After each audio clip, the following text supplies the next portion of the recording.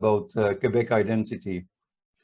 And this has become a election issue.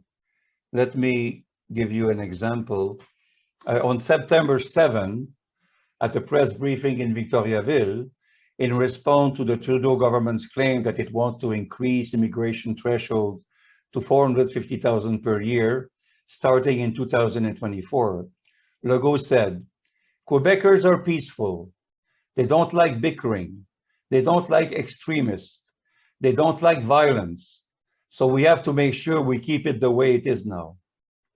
So this is equating violence with immigration. Mm-hmm. Another stereotype that government is promoting in the name of identity and what they call Quebec values. So on this matter, we join everyone to demand status for all, rights for all. No one is illegal. And we're going to participate, as I told you, on the action on Saturday. Now, speaking about Trudeau's so-called nice sounding, we know that with the new academic year underway at Canadian colleges and universities, the abusive treatment and plight of international students, who are now footing more than 40% of the operating costs of these institutions on average, come into sharp focus and required addressing. In April, it was revealed that over the last 20 years, federal funding to post-secondary institutions has decreased by 40%. So post-secondary institutions have come to rely on international student fees to fill in this gap.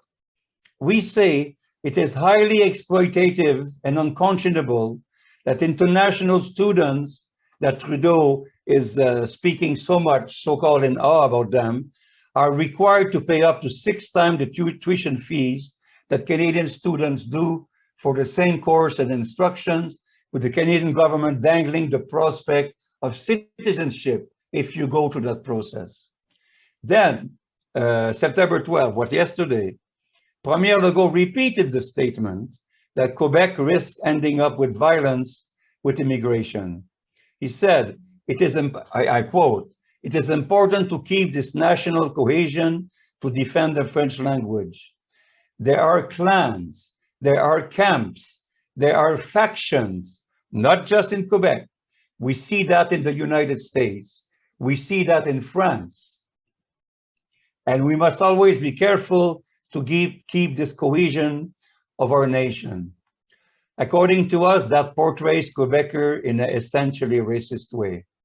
By using these stereotypes, what the Legault government is doing is that he is claiming to speak for the Francophone majority.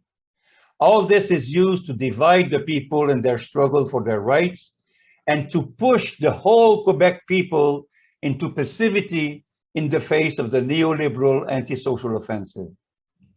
In their fight, the people of Quebec, we reject being called a Francophone majority when this Francophone doesn't have a voice of its own, and it is defined by those who put forward antisocial and warmongering objectives.